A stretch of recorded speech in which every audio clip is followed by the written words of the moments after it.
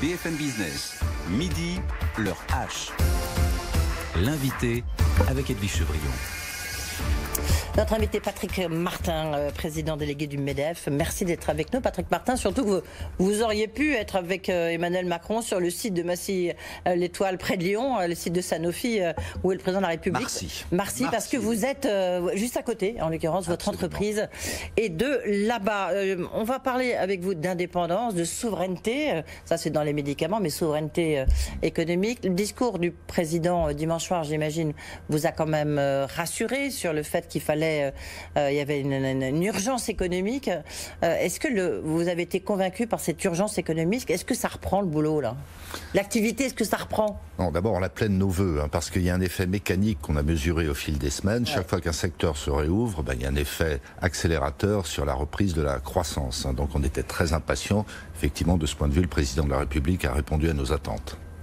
Et donc le niveau d'activité, il est de combien là actuellement? J'imagine qu'au MEDEF, ça remonte tous les jours, vous devez savoir. Oui, on interroge toutes nos fédérations hebdomadairement. Quand ça n'est pas quotidiennement, on est aux alentours de 80-82% d'une activité normale. Ça fait toujours 20% de moins que ce qu'on aurait pu, ce qu'on aurait dû avoir s'il n'y avait pas eu cette fichue crise. Et quelles sont justement les fédérations, les secteurs où ça a du mal à reprendre?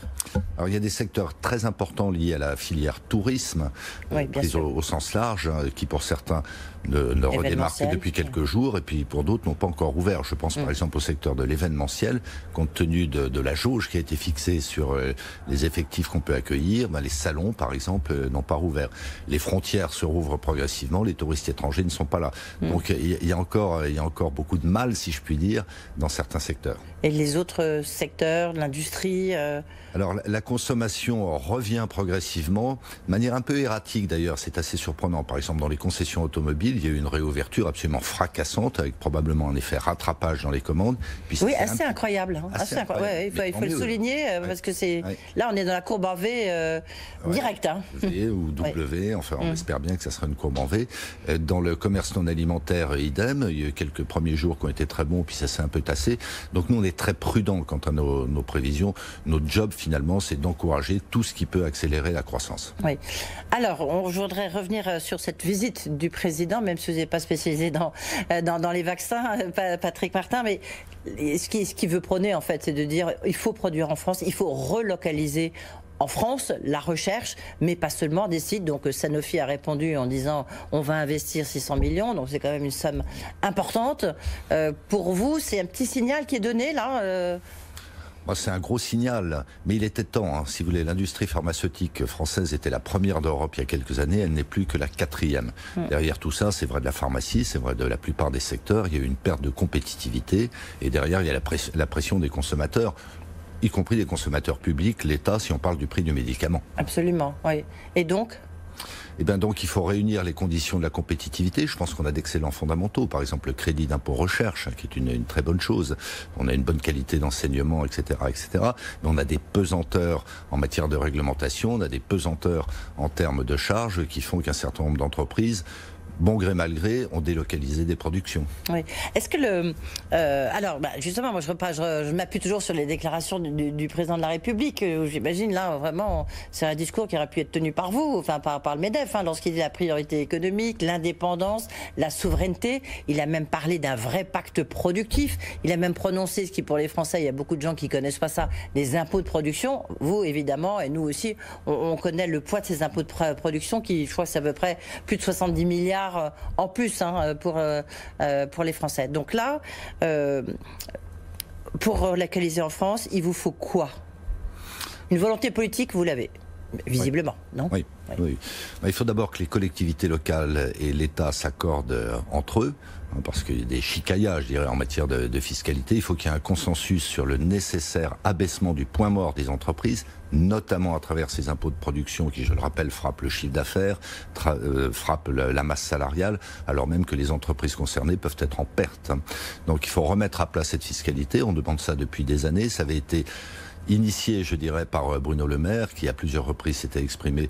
Mais là, le président de la République a parlé d'un vrai pacte productif, donc ça nous met en appétit. Oui. En même temps, je ne sais pas, les collectivités locales, votre usine est à Bourg-en-Bresse, vous bénéficiez bien de services qui sont offerts. Donc il faut bien poser des... Enfin, moi je me fais un peu l'avocat du diable parce que du côté des collectivités locales, ils disent, mais attendez, la voirie, ça coûte cher pour construire l'usine ou tout l'environnement autour. Donc qu'est-ce qui serait acceptable pour vous? Non, mais il n'est pas question de remettre en cause la nécessité d'équipements publics de qualité. En revanche, la bonne gestion de la dépense publique est un vrai sujet. On le voit par exemple dans le secteur hospitalier, on paye à peu près la même chose que les Allemands, à part qu'on supporte beaucoup plus de coûts administratifs qui ne correspondent pas à des prestations de santé à proprement parler. Donc il faut revisiter toute l'organisation de la sphère publique pour qu'elle gagne elle-même en productivité, en réactivité, pour qu'un certain nombre de réglementations qui sont empilées au fil des ans et des décennies soient elles-mêmes remises à plat. Donc on a un gros effort de re-engineering à opérer pour le privé, mais surtout pour le public, de sorte qu'on dégage des marges de manœuvre sans augmenter la fiscalité. Et puis par ailleurs, il faut que cette fiscalité soit intelligente, si je peux me permettre, c'est-à-dire qu'elle soit assise sur des agrégats, sur des indicateurs qui correspondent à quelque chose, typiquement l'impôt sur le bénéfice, qui est le socle de la fiscalité des entreprises dans la plupart des pays, est un bon indicateur. Mais faire payer sur le chiffre d'affaires ou faire payer sur la masse salariale, c'est contre-productif, c'est même antisocial. Oui. Lorsque le président a parlé du vrai pacte productif, on sait, on va le rappeler à ceux qui ont peut-être oublié, il y a un pacte productif qui était en négociation avec Bercy, notamment avec Louis Gallois et Philippe Varin de la Fabrique de l'Industrie, mais évidemment avec le MEDEF. Ce pacte productif, on a l'impression qu'il était un peu enterré. Là, il ressort à l'occasion de cette crise. Oui, il ressort, mais dans un contexte qui est encore plus contraint. On sait la dégradation des finances publiques, qui déjà n'était pas en très bon état avant même la crise du Covid, donc c'est une équation complexe. Nous, dans cette affaire, on va être extrêmement contributeurs. La réponse de base, c'est qu'il faut recréer de la richesse et certainement pas augmenter les impôts, puisque là, on parle de baisser les impôts de production. Oui, mais donc comment on crée de la richesse? Et comment on se désendette? Il faut bien financer tout ça. Bien sûr. Si en plus on veut supprimer d'autres impôts de production, comment on finance? Non, mais on voit bien qu'à la fin de l'année, la sécurité sociale aura 55 milliards de déficit. La dette de l'UNEDIC sera d'ailleurs du même montant. Le Conseil d'orientation des retraites s'est exprimé hier matin. La situation s'est aggravée. Et en face de prélèvements obligatoires, de déficit et de dettes qui ont augmenté, il faut qu'on trouve des marges de manœuvre. Donc il faut à nouveau augmenter la production. Comment augmenter la production? D'abord, en encourageant l'investissement, en mettant en place des dispositifs pour refinancer le jour venu les prêts garantis par l'État qui ont été extrêmement précieux, mais qui sont des dettes pour les entreprises, pour permettre de rembourser les charges, pour donner de la visibilité aux chefs d'entreprise. Et puis il y a le sujet que j'aborde spontanément du travail, comment gagner. On y arrive. Oui. Il faut que le pays se mobilise, c'est l'intérêt de tous. Oui. Cela dit, sur les impôts de production, lequel faut-il supprimer d'urgence? Parce qu'il y en a 4 ou 5, mais lequel est important pour vous? Le plus stupide, c'est ce qu'on appelle la C3S, qui frappe le chiffre d'affaires des entreprises de plus de 19 millions d'euros de chiffre d'affaires annuel. Après, il y a effectivement un certain nombre de fiscalités locales. Il y a ce qu'on appelle la contribution économique territoriale qu'on souhaiterait nous voir plafonner parce qu'elle affecte singulièrement les entreprises qui investissent le plus. Sur justement, d'abord, est-ce que vous, avant de le travailler plus, est-ce que c'était quelque chose qui résonne évidemment de votre côté? Est-ce que simplement vous pensez qu'en produisant plus, on créera suffisamment de richesses pour rembourser les centaines de milliards qui ont été dépensés ou qui vont l'être à l'occasion de cette crise, que ça soit en déficit de comptes sociaux ou autres? Non, on en a pour des années, si ce n'est des décennies. Donc il y a différents types de réponses. Par exemple, il va falloir doter beaucoup d'entreprises, y compris de petites entreprises, en fonds propres, en quasi-fonds propres, pour qu'elles puissent rembourser. Mais il faut bien augmenter la base de création de richesse. Donc tout ce qui va dans le sens de la reprise de la consommation, en particulier de manière assez urgente, qui permettra de mieux utiliser les capacités de production, qui permettra de préserver des emplois, qui permettra de créer des emplois au-delà de ça.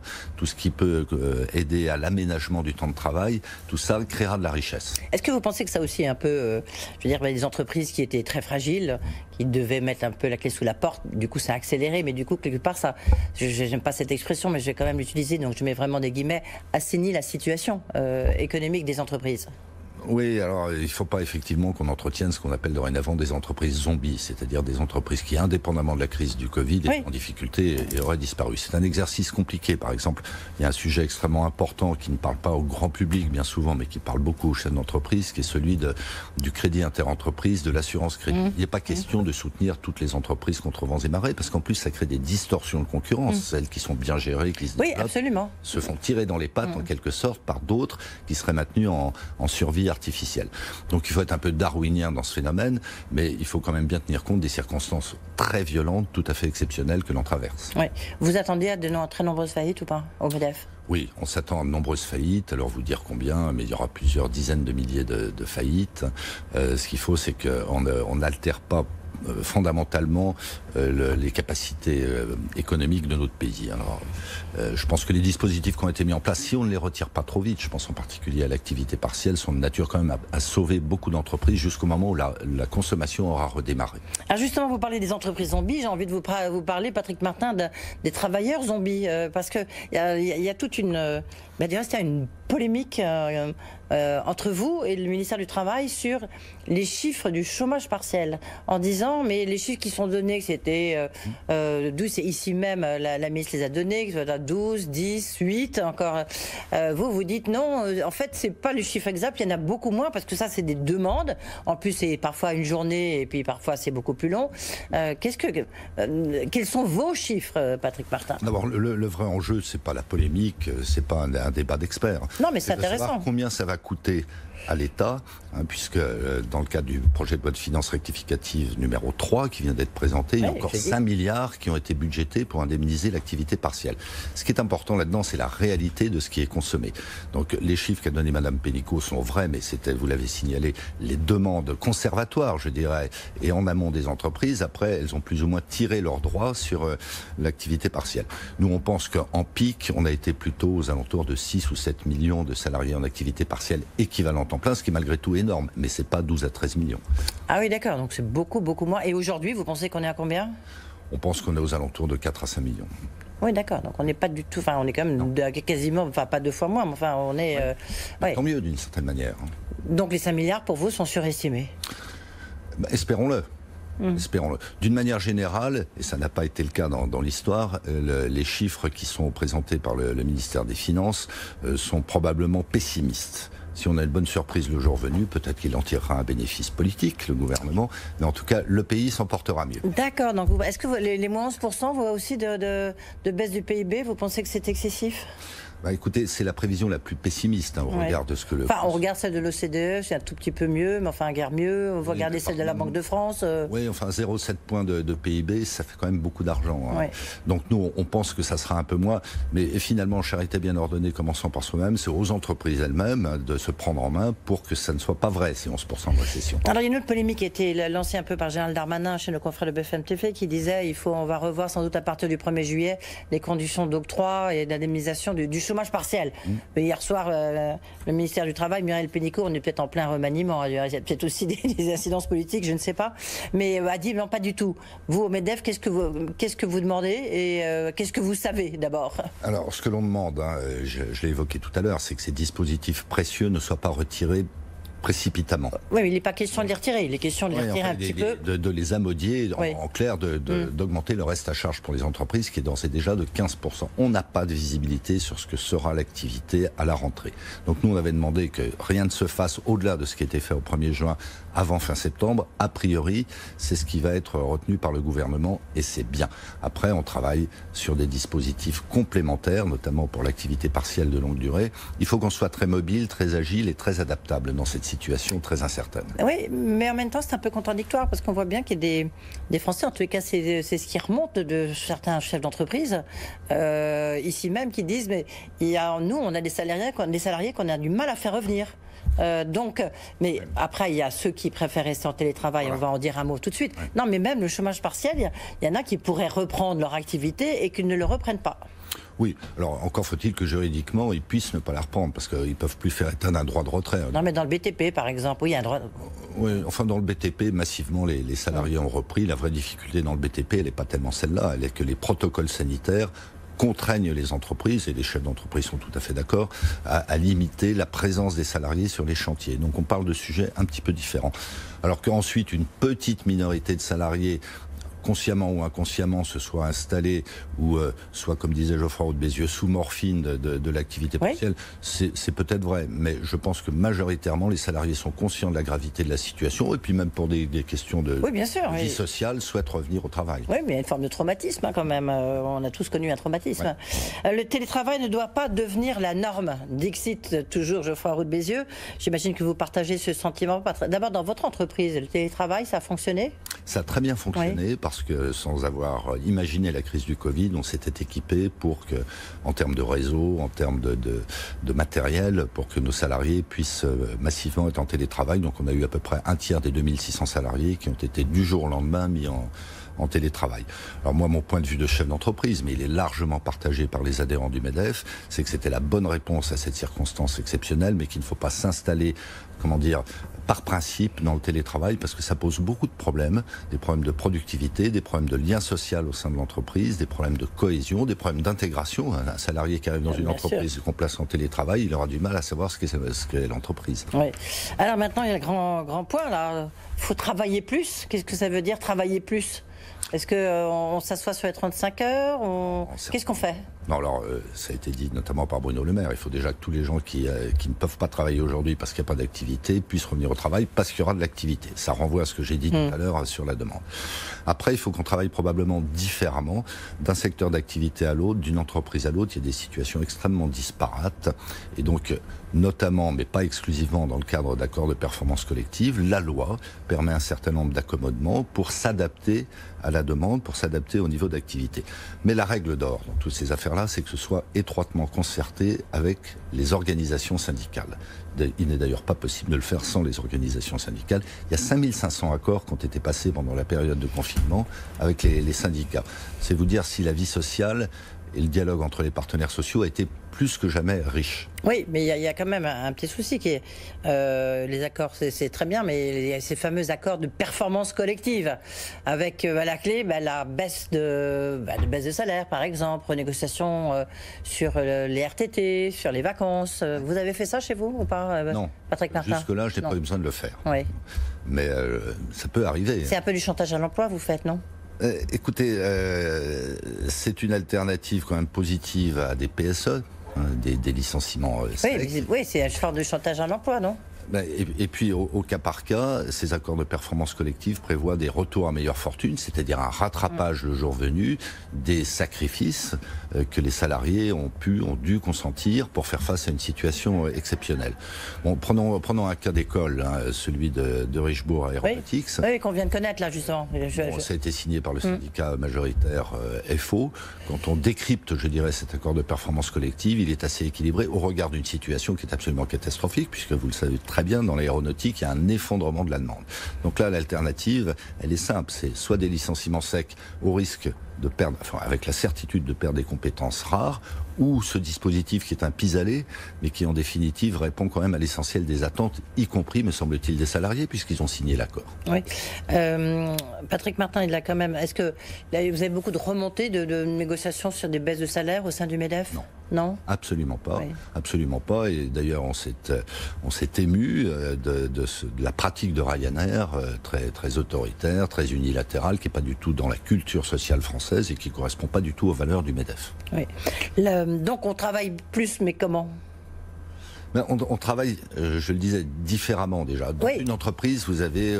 Donc l'urgence, c'est pas travailler plus, c'est travailler différemment. C'est travailler différemment. Oui, il y a, et tant mieux, des secteurs d'activité, des entreprises qui vont devoir faire face à un pic d'activité, ne serait-ce que pour rattraper ce qui n'a pas été fait dans les mois précédents. Prenons le cas du bâtiment. Il y a des très belles entreprises dans le bâtiment qui ont d'ores et déjà négocié avec leurs salariés, avec leurs organisations syndicales, un coup de collier pour les prochains mois, parce qu'en face, il y a des clients qui exigent le respect de délais de livraison, parce qu'il y a des surcoûts liés à l'étalement dans la durée des chantiers. Voilà typiquement une situation où d'un commun accord avec les salariés, il est intéressant de travailler plus. Patrick Martin, peut-être en conclusion, le monde d'après pour un chef d'entreprise comme vous, alors évidemment... président délégué du MEDEF, mais c'est quoi? C'est un monde plus difficile? Alors on s'interroge beaucoup là-dessus. On a créé un comité Renaissance qui est présidé par Enrico Letta, qui n'est pas un chef d'entreprise. Non, mais qu'on connaît bien ici. On n'a que des intellectuels, si on peut dire. Enfin, lui, ancien président du Conseil italien. Absolument. Et aujourd'hui président de l'Institut Jacques Delors. Le sentiment qu'on en a, c'est que ce débat est assez franco-français. C'est-à-dire que pour certains, ça va être le Big Bang et que dès les prochains mois, on travaillera complètement différemment, peut-être dans le cadre d'une stratégie de décroissance. Nous, on pense qu'il faut prioriser les enjeux de reprise économique avec évidemment une sensibilité environnementale très forte. Merci beaucoup d'avoir été avec nous, Patrick Martin, donc assez confiant et puis assez volontariste par rapport à la reprise de l'activité économique. Merci beaucoup d'avoir été ici dans le RH, le président délégué du MEDEF. Voilà, c'est la fin de le RH. On se retrouve demain à 8h15. Je recevrai Julien de Normandie, donc le ministre en charge des villes, en charge notamment aussi de tout ce plan fibre. Est-ce que c'est important ou pas? Et puis il nous donnera les derniers chiffres de construction du logement pour voir justement si ça a repris ou pas repris. Et puis bien sûr, rendez-vous dans le RH. Bonne journée.